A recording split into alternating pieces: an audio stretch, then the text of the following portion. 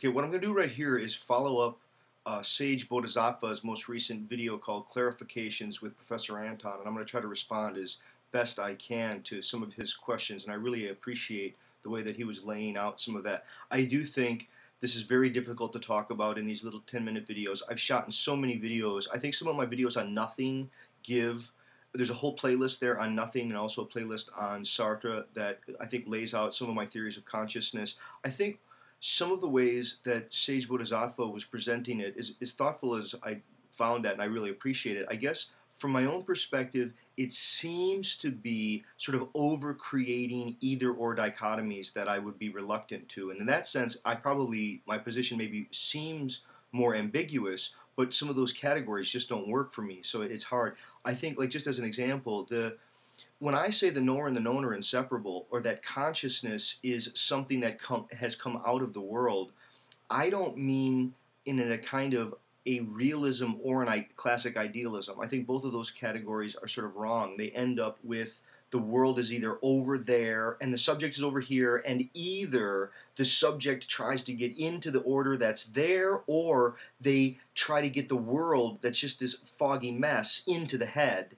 And either one of those are very problematic. I've tried to deal with it in terms of internal negation and theories of negativity. I think consciousness is a special kind of nothingness, and I do see the issue of nothingness to be very crucial. Please go see the series of videos that I did on nothing, and how much time and thought and negativity are really interrelated. It's hard to just convey in a real quick sense what those are. I mean, I have book-length treatments. Please, people, go read my first book. At any rate, okay, about the question of pantheism, theism, and how my theological position gets related in there. I guess I do see myself as straddling somewhere between Eastern and Western thought. It's not really a pantheism. It's probably more of a kind of mysticism that is informed by theories of general mediation. And so the question becomes, how was the nothing able to say no to itself, and in saying no to itself upsurge into all that is? And how is all that is a kind of scale of growth and development in forms of mediation?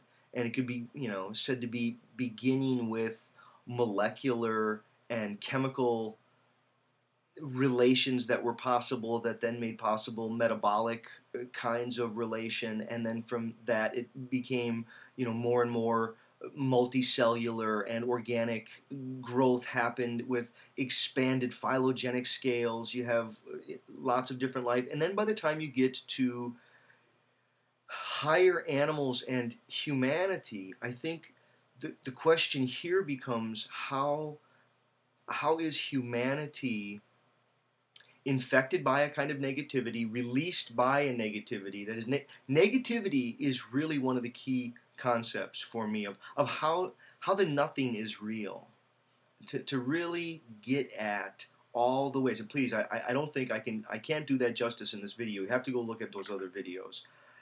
I think the question of, about guilt, I think for me, this issue that the Bodhisattva raises, around 7 minutes or so in, I feel like I appreciate your distinctions. I think they were very clear. I think there really were, the distinctions you were making are distinctions that I think most people in popular sort of common sense, they make those distinctions. And I think they were very clearly differentiated between this sort of the reality of the individual and of material conditions, as opposed to the reality of consciousness. Is it all just consciousness, or is it the material that is the issue? I mean, I feel like, I'm not sure if that was the position you were giving. I guess I was hearing that, but I fear that again, it overcreates a kind of false dichotomy. I think it can be both. I think we can realize ourselves as fully, through and through, of the universe, places and moments of it. We didn't come into it. We're not trans-empirical souls. So much of Christianity has misguided people. This notion of a trans-empirical soul is very problematic. We are collections of materials of this earth and of this world that have congealed through evolving forms of mediation. And to be human is to have this kind of gift of consciousness. But to say that consciousness is the gift rather than all of life is the gift, that's to make the mistake. That is, all of life includes consciousness, and there is no such thing as a consciousness independent of all of life. See, it's against a false dichotomy in there. So when I do say the gift, I do mean, yes, that humans, because of their particular kind of consciousness, they experience the gift character of existence and animals don't. But that doesn't mean that just consciousness is the gift. I mean, consciousness itself only emerged in a natural evolution that made it possible. It's sort of like, we're a place of nature that has been able to open to itself in various forms of contact and estrangement. And this is what I mean by mediation.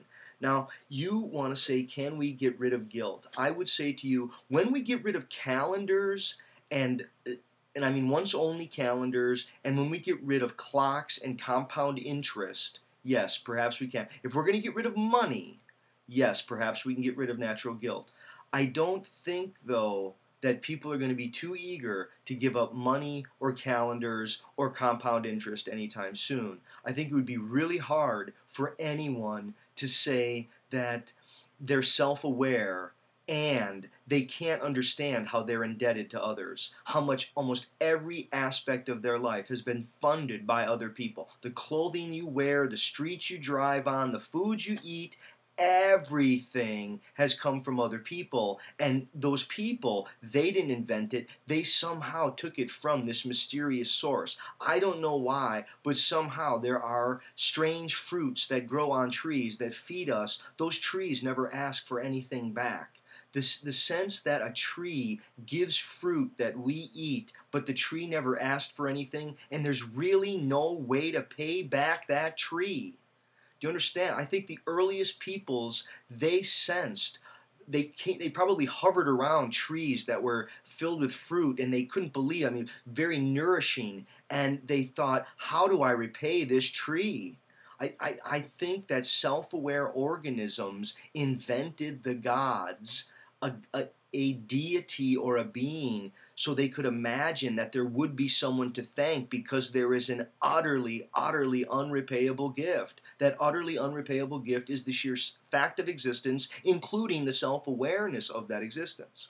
Now, I do think that it is a uniquely human problem. I think that all of life is sacred. Okay, all of life is sacred, but humanity is the place where sacredness has become self-conscious, and humans, in becoming self-conscious, feel the sacredness of the gift, fear that they could desecrate it or devalue it, feel some obligation to say, how am I relevant to what is obviously absolutely majestic? Now, I'm going to continue to shoot in the next couple of days some videos from Ernest Becker's Escape from Evil. What I would encourage people who really want to get into some of this discussion, if you want to have some serious haggles about it, what I'm going to try to get people to look at here is this little chapter here on logic of sacrifice that starts on page 20. But the real chapter section here is it starts on 32 and it goes up to 37. It's only about 5 pages worth of reading, and it's called The Nature of Guilt.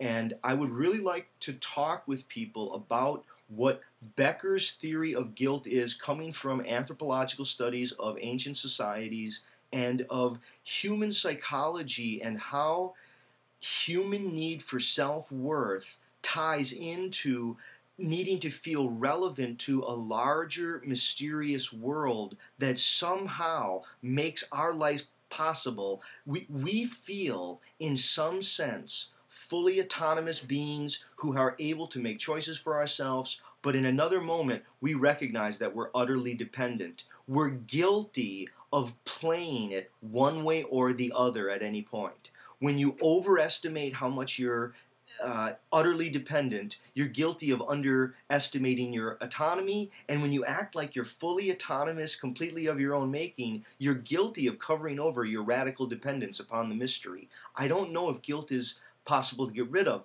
I think the point is first to become aware of it. The more that we can become aware of it, the more that we become aware of meaning horizons that are available to expiate it, like doing good things, cultivating a craft, learning an art, learning to engage others, conversation, learning to dance. But it's also about being on the watch out against the way that people scapegoat others. There's a long history of sacrifice and scapegoating that comes from unrecognized guilt expiation.